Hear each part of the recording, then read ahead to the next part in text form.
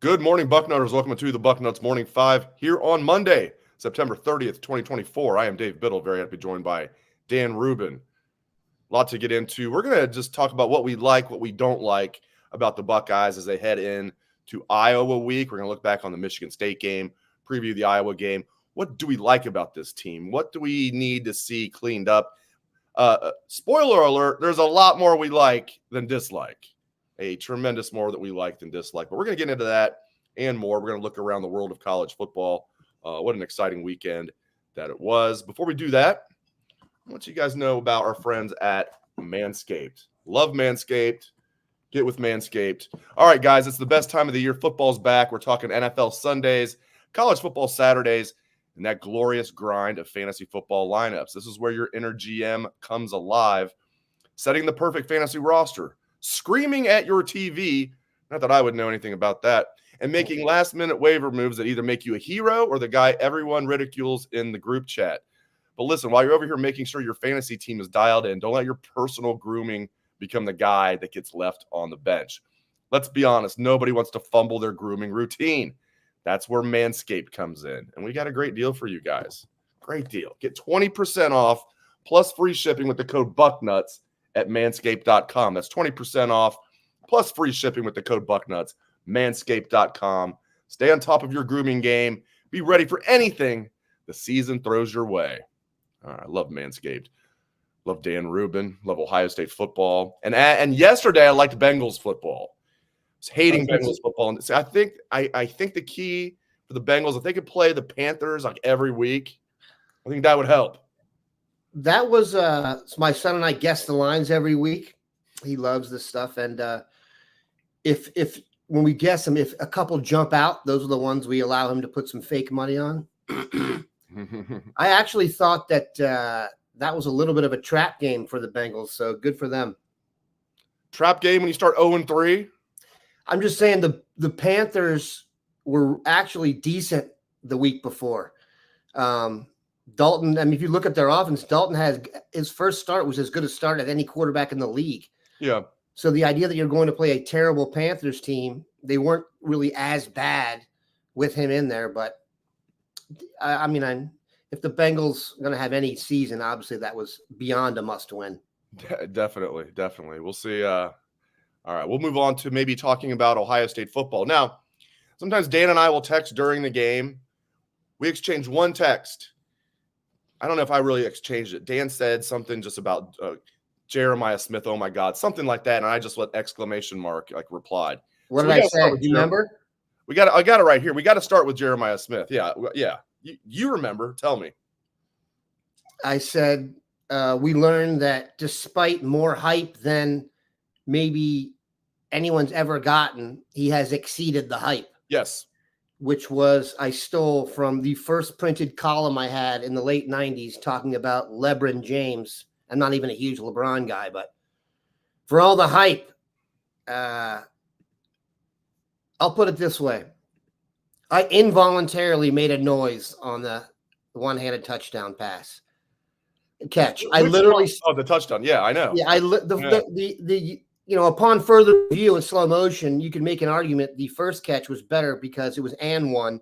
How they on that when the guy literally grabbed on, I'll never know. But yeah, I don't know what the noise was, but that play was hectic. It was Devin Brown in there. I've heard some commentators say it was Will Howard. It was Devin Brown, and it felt like a kind of a rushed pass, and then I just can't explain what happened after that. It was just an involuntary bodily experience and an enjoyable one, I might add. So we definitely like Jeremiah. Well, that's not doing it justice. We love Jeremiah Smith, and it's just so much fun. I mean, and we're getting to know the young man more now because they didn't bring him out for interviews before the season started because he's a true freshman. Now we're getting to talk to him after every game. Talk to him sometime during midweek interviews on Wednesday. As I keep saying, I'm a broken record. I'm almost as impressed, Dan, with the type of young man he is and how he carries himself as I am with the fact that he might be the best wide receiver we've ever seen come through here. I said almost. So we love Jeremiah Smith. I like Will Howard a lot. Now, I don't like that there's going to be one or two times a game I'm like, oh, no, that goes to the – he's not doing it 5 times a game. But there there's times where it's just like, what is he doing? Like the interception was bad, but It's overall, terrible. I thought he played well. I want, excuse me, good Lord. I wonder if this is more about our expectations than anything else. He's not, sorry, Oakwood chatter. He's not a perfect player. So our expectations that, he's going to be 25 of 28 for 370 and 4 touchdowns every game. He'll have a few like that, but he makes mistakes. He wouldn't have transferred from Kansas State and taken a 5th year if he was young Joe Burrow now, would he? That was a terrible play. I'm not going to lie. That was the first time I thought he just flat panicked and chucked it. It was a bad play. I don't know what to tell you. I will say this. I should write his name down. The Michigan State transfer from Wisconsin is a grown man. That guy was everywhere. He made himself some money in that game. I'm telling you. Yeah. I'll look that up. But even with Ohio State at all now, I've realized it's kind of my expectations versus reality in that anytime anyone runs for more than 4 yards, I'm like, what is wrong with the rush defense? This is unacceptable. We're to the point now where they're so good, we're surprised when anyone makes any play. And you have to have some realism in your brain as you take this stuff in. But I can't complain about Will Howard. I'll tell you this. I'll tell you a play that I really enjoyed was the touchdown he had in the goal line when it was like the textbook explanation of having more guys to run than they have to tackle or guys in the box with the quarterback run. That was awesome. So I can't be complaining. I mean, I've got some concerns, but I haven't had anything so far that's boosted up to the actual complaint level. All right. I'm not liking what I'm seeing overall out of the linebackers. I like what I see out of Arvell Reese. I'm seeing too many missed tackles. I don't know why they don't go back to the rugby style tackling and actually practice bringing guys down to the ground. I'm of the opinion you cannot be good at something if you don't practice it, and not like practice. Like thudding is not tackling to the ground. I have no doubt these guys can thud. Can you bring them to the ground? It doesn't matter if you don't bring them to the ground, and they don't practice tackling. I always bring this up. Chris Ash, I think it's a great example. Chris Ash, they were tackling the day before the national championship game in early 2015, that 2014 national championship game. The day before they were playing Marcus Mariota in Oregon, they're practicing tackling to the ground because they felt it was safe. And by the way, it's not only safe, Ohio State had the least amount of missed tackles in college football that year. So I'm seeing too many missed tackles. I'm seeing lack of instincts. I need to see more out of these linebackers, Dan. It concerns me. That's fair. I don't think that's the strength of the team. I mean, you're starting guys who really a lot of inexperience there, a lot of talent, but a lot of inexperience. Looks to me like the CJ Hicks experiment is over. He's not even getting a lot of snaps as a real linebacker. He can rush. I think most people are talking Sonny Styles when this conversation comes up. He does not play like a national middle linebacker to me. He does make his share of plays now. He's not maybe the all-world productivity-wise. I don't know. That's a good one. I do also wonder if, and I'll have this in the boarding house today, my NFL guy, he claims they are playing super, super vanilla defense, like beyond vanilla, like way more vanilla than the offense. So if you take that theory, run it out, it would make sense that the linebackers would be the ones kind of caught in limbo at times. I'm seeing some of that. I saw because I see things that I don't think they're going to do in big games. Like, and it's frustrating when you're watching. And I had a lot of people on the post-game show complaining about this, rightfully so, because it's frustrating as a football fan when you're watching this. Ohio State's got good corners who are going to be playing in the NFL. I think Burke's going to be a first-round pick. Igbinosun, maybe a second-round pick. I don't know. But those guys are going to play in the NFL a long time. Jordan Hancock, if you consider him a corner, he's going to play in the NFL a long time. And it's like, well, why are our NFL corners, 10 yards off the line of scrimmage against Michigan State? Like, they should be up there. But to your point, I think against Oregon, they probably will be. Although at least mix it up. And they did. They did adjust the defense, I thought, as the game went. Knowles makes good halftime adjustments typically But I think that lends credence to what the NFL scout's saying, is that they're super vanilla, because I don't think they'd be doing that. I don't think that's Jim Knowles not knowing what he's doing. I think they were intentionally being vanilla. I can't explain what they do on the touchdown, though. That made no sense to me. No. There's one thing about being 10 yards off the line of scrimmage. When your heels are on the goal line, that's the best move. I don't know what happened there. That I would have to have explained to me. My hope is, in some bizarre way, that was just a mistake by the players. Keep this in mind. Players do make mistakes. They do line up in the wrong spots at times. That's one thing about football. It's a little bit difficult. You don't know the play call. One of the reasons when you're a high school sports reporter, we tell them don't use names, when you're saying what happened on a touchdown, because you don't know if the kid was at fault. In this case, that was just goofy. So I don't have a good answer for that. But here's what I will say. And this is a trend too, if we're talking trends. The 3 or 4 drives that have gone an extended period of time have had a turnover from the other team. Even the one where Stone Earl, is that his name, where they drove all the way down the field, he fumbled on that play. And I remember after the game, Ryan Day saying, sure, you can run your quarterback and you can do all this stuff, but you do leave yourself open to injury. You also leave yourself open to guys just getting smacked by good players. Our safeties, if you hold the ball up, it's coming out. Hancock and Ransom both knocked those balls out, and those were good plays. So some of the question is, if you stay in harm's way long enough, we're going to make a play on you. If they're playing vanilla and still able to force the turnovers they have, that's great. I mean, if you look back at that Michigan State game, it could have been a lot worse. I mean, they were in the red zone several times. And then there was the fumble that they got back from Henderson. So it could have been worse. The fact is, when the plays are there to be made, they've made them. I mean, the scoreboard is what it is. The question really will be the vanilla approach versus the scheming it up a little bit more when we get a little further down the line. What we like, what we don't like. This next one is going to be something that I love and I dislike at the same time. Caden McDonald. Love Caden McDonald. Dislike the playing time for Caden McDonald. Dislike Larry Johnson is married to have to have a 3-tech and a 1-tech. 3-tech and a 1-tech. Okay, that's great if your 3-tech is Tyleek Williams, who they haven't had the last 2 games. Could have played this past week, held him as a precaution. I approve of that message. Let's keep that big guy. No reason to take chances. They were going to beat Michigan State with Tywone Malone and Hero Canoe and whoever else they put at 3-tech. Dan Rubin, 1-tech and 3-tech should be interchangeable in football if you need to be. Yeah, in an ideal world, you want Aaron Donald and you want big Sam Adams and his, not the beer, the big guy that played for the Ravens at about 380 pounds. You would not move him. In an ideal world, you want that pass rushing, who's also stout against the run, but a good pass rusher at 3-tech and that big run plugger at 1-tech. I get it. But, man, Caden McDonald is clearly the 3rd best defensive tackle on this team. I'm just giving respect to Tyleek Williams is the best. Ty Hamilton's playing really well. He had a hell of a play on that 4th down to, shoot in there. That was a hell of a play. But Caden McDonald is right there. There's a huge gap from 3 to 4. I don't know. So I love Caden McDonald. He's a stud, and he's just going to keep getting better.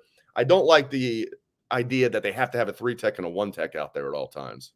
That's not just Larry Johnson, though. You know that. You get to the NFL, I'm telling you, I can tell you one team that's going through this, and they have a guy who claims he's a 3-tech that should be a 1-tech, and he's like, no, I'm not playing 1-tech. And he's now fake injured reserve. You can do your research on that. A Dallas Cowboy? No, maybe. Former Wolverine? No, he actually had his best game ever. Mozzie Smith? He actually had what they call a non-negative game, so that was his best game ever. Best game in 20 games. Don't draft defensive tackles from. Don't draft players from Michigan at all. Like I'm texting, DJ Turner had one good play yesterday, and my friend and I, who's actually on the beat, I can say who it is. It's Marcus Hartman from the Dayton Daily News. I've known him for a long time, huge Bengal fan. We're like, oh my God, DJ Turner made a play. It's like we really shouldn't be celebrating a 2nd-round pick in his 2nd year, finally doing something good. Dax Hill's a bust. Chris Jenkins actually made a good play for the Bengals yesterday. How about stop taking Michigan guys, though? When they don't know the play ahead of time, they're not quite as good, Dan. Yeah. And Taco Charlton, don't take guys from Michigan Don't take guys from Michigan that I'm screaming at the TV. Ohio State didn't offer him. You can't take a guy from Columbus that Ohio State didn't offer. And that didn't go well either. Unless it's Jake Butt. I think they finally did offer Jake Butt, but they did at the end. But way at the end. He may have already been but he's a fantastic announcer too. He almost makes up for Desmond Howard. Oh my God. Being the biggest clown on planet Earth. I said almost makes up for it. Not quite. I said out loud another involuntary sound I made over the weekend watching some of him. Like, how is he still on here? He says stuff that you want to how? Anyway, King McDonald. Boy, did he flash. He should be called the Flash. You know what I'm saying? I don't think he can run like the Flash, or he runs good for a big guy. Right. And then I said to myself, how did Georgia let this guy get out of the state? That is bad recruiting, in my opinion. Gwinnett County Defensive Player of the Year as a senior. I think you're right. 398. Probably play more as we go. I would expect him to. You mentioned the gap between the third and fourth defensive tackle. How about Taiwan Malone being a contributor, though? I had written him off. He played. But I would say you're right. As we go, I think you'll see a gap between snaps for 3 and 4. I hope so, because, I mean, Hero Canoe, it's disappointing that he started the one game, didn't look good, was getting no push. Taiwan Malone didn't even have that great of a game against Marshall, but he actually was solid. So then he outplayed Hero Canoe, so he gets the start. Didn't really do much. Again, but Ty Hamilton's 295 pounds. You're telling me if you really are married to that, you're telling me he couldn't play 3-tech if he had to? Get out of here. Oh, my God. Classic 1-tech, you want him to be, you said Sam Adams. Sam Adams, by the way, you know, we're dating ourselves, already has had a son come through the recruiting thing. I think he was a running back. That was a typical Bengal. Bengals used to be really good at finding guys who were good at their craft like 5 years ago. And they needed one more contract, so the Bengals would give it to him. They got Sam Adams when he was no longer good. And I remember being excited about it. And that was stupid. That used to be the Bengals thing. They would get like the guys they would sign would be like 34, 35 years old. Now they've at least backed off of that. Am I right that Geno Atkins was a 3-tech? Geno Atkins was a 3-tech. Yeah, he was a beast. That's who we could use. Yeah, that's what I'm saying. Like, you know, I used to say, like, because when he was at his prime, he was never as good as Aaron Donald in his prime. That's I could venture to say Aaron Donald's the best I've seen, but he was approaching that level. You know, Geno Atkins at his best was a absolute terrorizer in there. He rushed the quarterback, and he was so stout against the run too, because he's so low to the ground and powerful and quick. There's really not that many guys like that on the earth, if you really think. We're talking about Geno Atkins and Aaron Donald here. And comparison and expectations, that lets you know those two guys at one point in time were the best player at their position on planet Earth. So asking Taiwan Malone and the guys to be like that may be a little bucknutty, but it's Monday. And I love the phrase, everybody now copies it. Dan Rubin's, we got to get it copyrighted. It's Bucknuts, not Buck Rational Observers. That's correct. Otherwise we'd be poor. But I tell you what, joy mode, tell you what, makes the world happy. It's leading to engagements, marriages, babies. I'm reading stories about how there's not enough babies being born in America, and it could hurt our economy. Well, joy mode's here to turn that around. I think I speak for most men when I say we want to have better sex. And for the sake of our partner, we may need to have better sex. The issue is that over-the-counter pills contain unregulated chemicals, suggest unsafe doses, and include the risk of several other health problems. That's why we partnered with our friends over at Joy Mode. Whether you're looking to spice up your intimate moments or increase your confidence in the bedroom, Joy Mode makes all natural and science-backed supplements dedicated to helping men perform better across their core functions. I can hear Dan Rubin reacting. Here are the game changers. All ingredients have been assessed in peer-reviewed journals. All ingredients have been studied and researched in humans. Go to tryjoymode.com/bucknuts and get 20% off with code Bucknuts at checkout. That's 20% off and free shipping with the code Bucknuts at tryjoymode.com/bucknuts. Great sex solved naturally. All right, let's look ahead to Iowa. This is going to be an interesting test for Ohio State. I think a lot of people, Dan, saw that Iowa lost to Iowa State. Same old Iowa. Listen, Iowa State's a good team. That's an in-state rivalry. They lost on a last-second field goal by 1 point. Okay, and Not that Minnesota's good, although they almost beat Michigan and should have, if not for a terrible call. We might get to that later. What's that all about? But still, Iowa smacked Minnesota the week before, 31-14. Every game Iowa's played this year, the over has covered, which is in stark contrast to last year. All 4 games, the over is covered. They're coming off a bye. They've got a really good offensive line. They got a really good running back who's from Ohio. We know about Cade McNamara, serviceable, but not terrible. They got a good defense. This is going to be an interesting test. 3:30 CBS this Saturday here at the Horseshoe. I do think it'll be a good test. I will say that when I look at a team that lacks explosiveness, I don't really see a formula for beating your Buckeyes. I think it's going to take something special from the other team, meaning you have to have you'll know it when you see it kind of thing. And I don't think I see that from Iowa. Sure, the defense will be tougher. I mean, I've covered an Iowa. I remember being in an Iowa game that took heroics from Carlos Hyde and Braxton Miller to win. They had 2 tight ends go for like 90-yard touchdown passes. And I'm like, what's going on? It turns out, I think it was George Kittle and Noah Fant in retrospect. So, they're good. This is George Kittle guy. He's no good. Seriously. It's like, what number is that guy? They keep throwing the guys in the 40s, and they're running free. Tight end factory. Now they got Luke Lachey there. Yeah. Not just a tight end factory. I'm going to tell you something. If you draft someone from Iowa, they tend to make the squad and be good. Yep. That's just a fact. It's a solid program. You mentioned the idea that they've had 4 covers. I think that's all because nationally their offense became kind of a punchline. Right. So what they were doing is setting the line, a tempting thing, and all the people who watch ESPN nationally and never watch Iowa play get sucked into betting on it, and then Vegas has tall buildings. So that's good. Look, it'll be an interesting game from a physical perspective. It'll be a nice test for both lines. I think that's what I want to see out of the game. There's no question Iowa any year. I would even say this more than Wisconsin. They're going to be tough on both the offensive and defensive line. So that's what I want to see.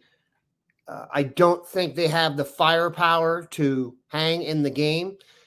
I don't think also, and I stay by this, I don't think that they've shown a lot on offense and defense. I know that's become cliche, but I don't think they have. So I'm very optimistic that this will be another good show. And I think it'll also be one that will maybe – it's funny, God, is Ohio State flying under the radar or what? Most of these national podcast shows aren't even talking about the Buckeyes. I love it. They talk about 10 to 15 games. I look in the thing. It's like, I don't know if you guys are nerds like me, but I look in the podcast and it's like, USC, Wisconsin. And I'm looking like, where's Ohio State, Michigan State? And then in the end, it's like Jeremiah Smith catch. I'm like, okay, if that's all you think we are.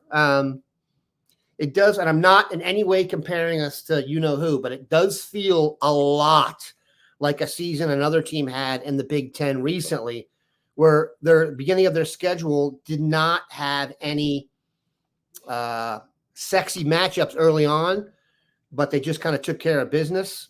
So I don't think the Iowa game is going to, put it this way. It's not like if they go out and whip Iowa, they're going to jump Alabama. Right.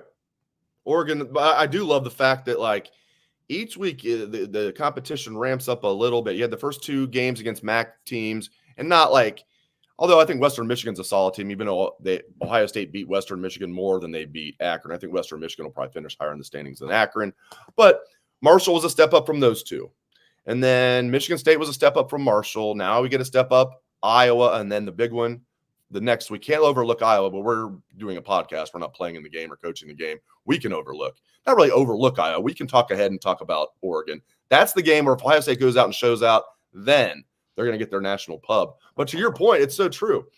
They are flying under the radar, and this is as loaded of an Ohio State team as we've seen. Yeah, they have some flaws. They're not perfect, but I don't see a great team out there. They're very good teams. Alabama's a very good team. I'd still like Ohio State's chances against them. I'm not saying I would bet the mortgage on them or anything like that, but it's so funny to me, man. You would normally think with this roster, this coaching staff, the way they've looked, they would be the number 1 team in the nation and everybody would be talking about them. Here they are. They're ranked 3rd, flying under the radar. I love it, though. Yeah, I mean, the way the Alabama and Georgia game kind of sat on the schedule there, I thought that was kind of low-hanging fruit for the national media, and justifiably so. Look, when you watch that game, you know you're watching something, okay? I mean, the people who say they're hitting harder than anyone else and stuff like that, I mean, we shall see. But that was a fun watch. Though I'll say this, a lot of points scored in that game. Lots of points scored. So the idea that there's some juggernaut defense out there that's going to be able to keep Ohio State under 30 points, that I've not seen, which is positive. Back to things we like about Ohio State. Caleb Downs and Lathan Ransom, that safety combination, pretty good. The best in America. They like to say BIA. Buddy, that's BIA, best in America. Caleb Downs, I thought he was solid the first 3 weeks, but I was like, man, he had 107 tackles as a freshman at Alabama. He has 8 through 3 games. Like, he's going to have a breakout performance soon, and he did. Lathan Ransom, man, when he hits you, you stay hit. I love it. He's a playmaker.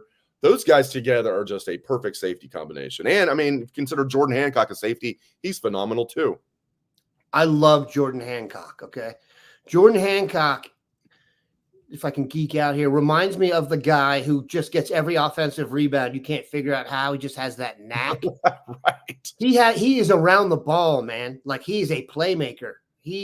I love Jordan Hancock. I'll tell you this.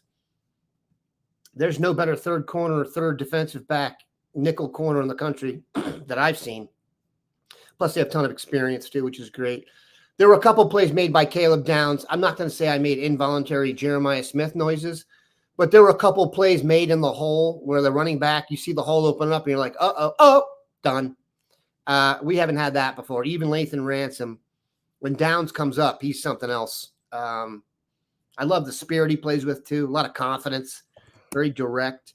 Yeah, I can't complain. I know people are upset about the defensive backs.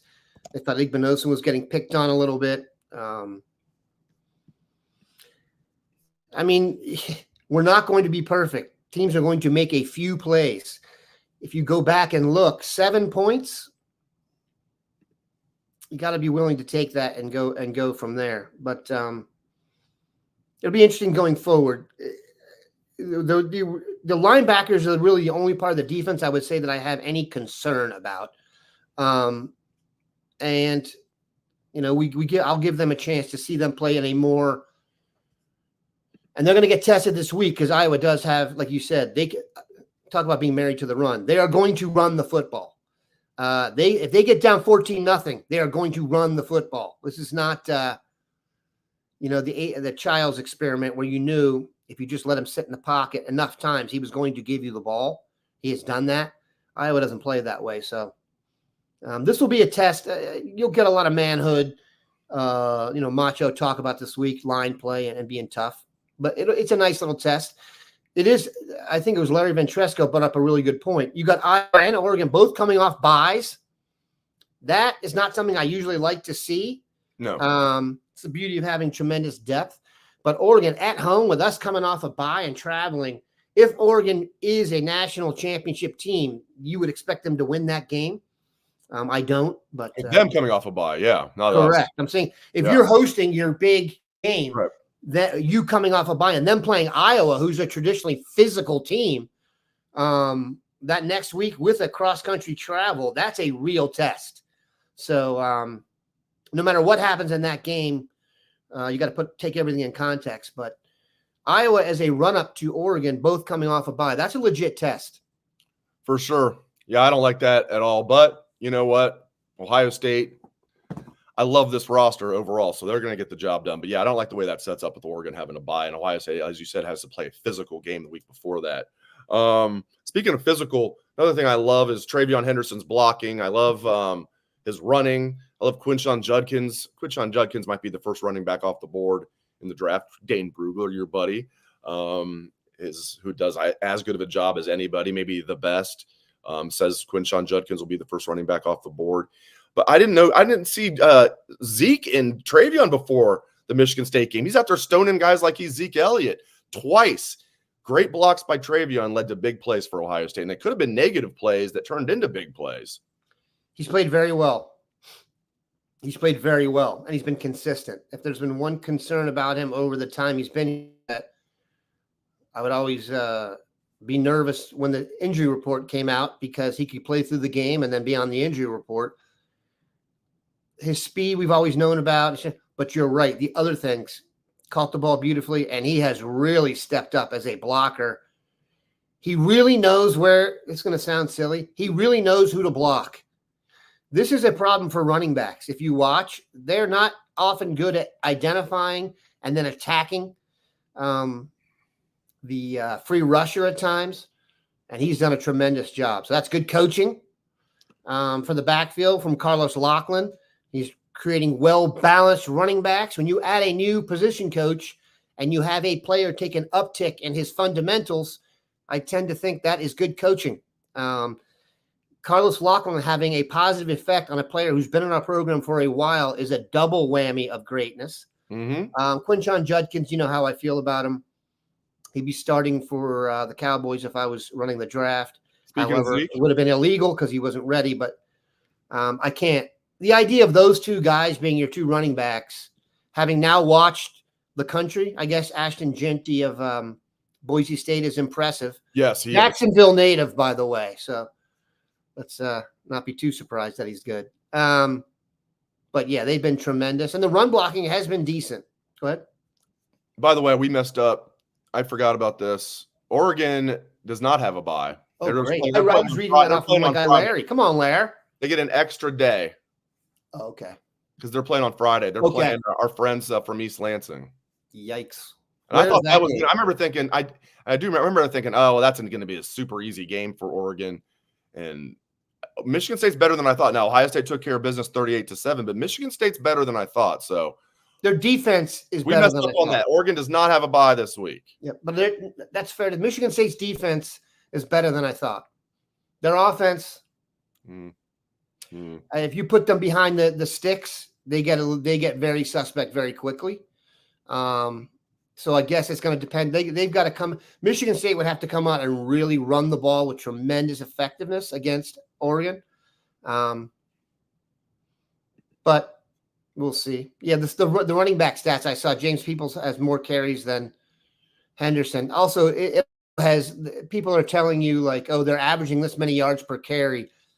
If you get the ball at the end of the game and the guy just runs straight into the line 8 times and it drops your average, I think we could take it in context.